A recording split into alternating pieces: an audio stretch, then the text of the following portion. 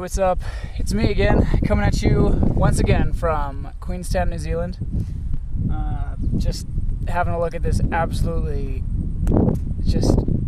stunning view. $6 million view, by far. I've never had a problem in my entire life where I can't decide which view to choose. I've never had that problem in my life, but in New Zealand, this has definitely been an issue. I have like a million pictures of just hills.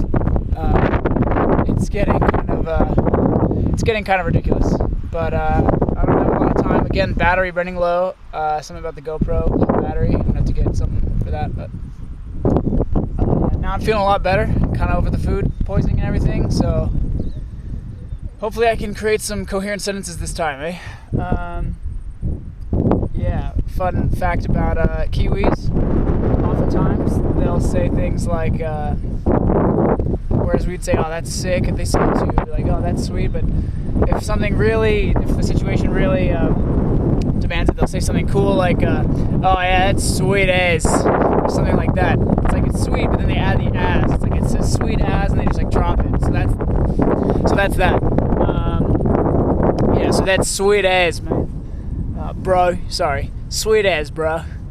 Like, bro, it's pretty. I don't know. It's difficult. The Australian people will probably tear me apart for that. But anyway, the point I wanted to bring up today was about traveling, the experienced traveler versus the inexperienced traveler, and pros and cons of that. So basically, when you're an experienced traveler, it's great because you know where to go and you know what to do and you know how to navigate. You just know how to travel. It's just something you know how to do.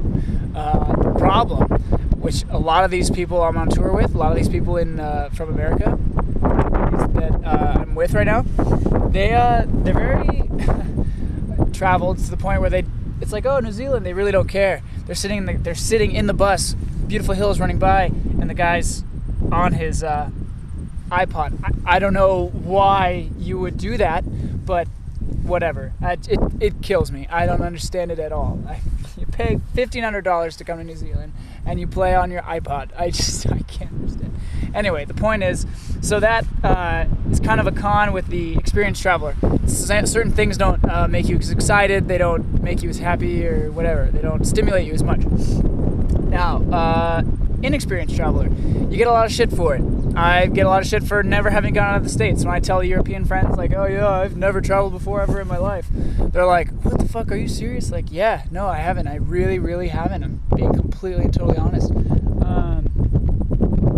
What a way to do it, right? First time.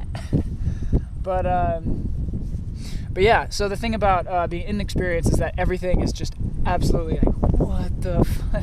Everything's amazing. Like, what? This is amazing.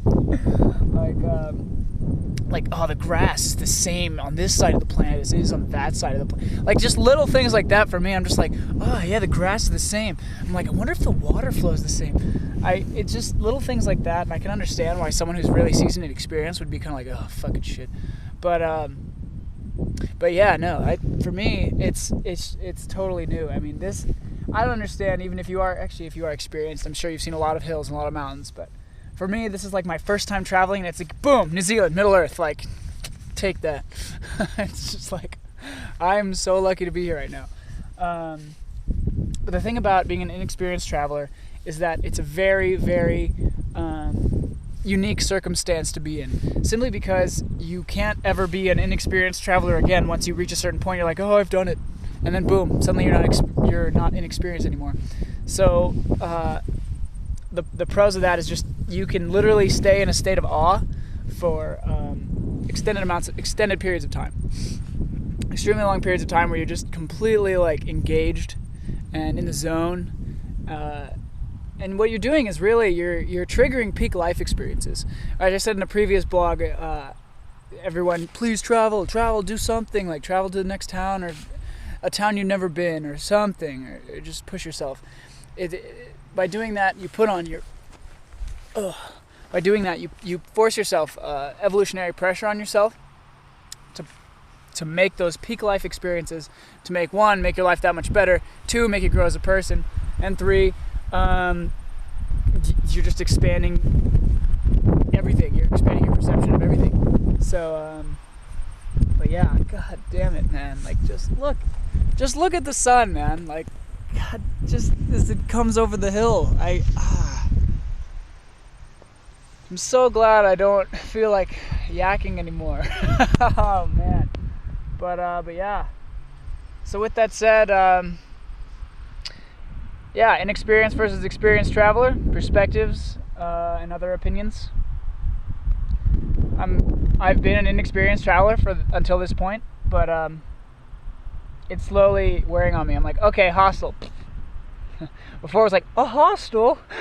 You mean I can just pay $30 a night to stay here in a place that has a bed? And like, I was just like, it's not. I mean, it's definitely not a hotel.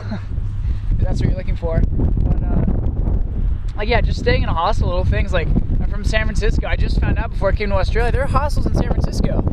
There are things you can do in San Francisco, like in your probably close town that's populated, that you can meet international people in those hostels. You can still grow, like, even if you don't have the money to do it, which I'm running very, very low on cash right now, and it's getting really, really stressful. So I recommend having the money before you go and not dealing with that stress. But yeah,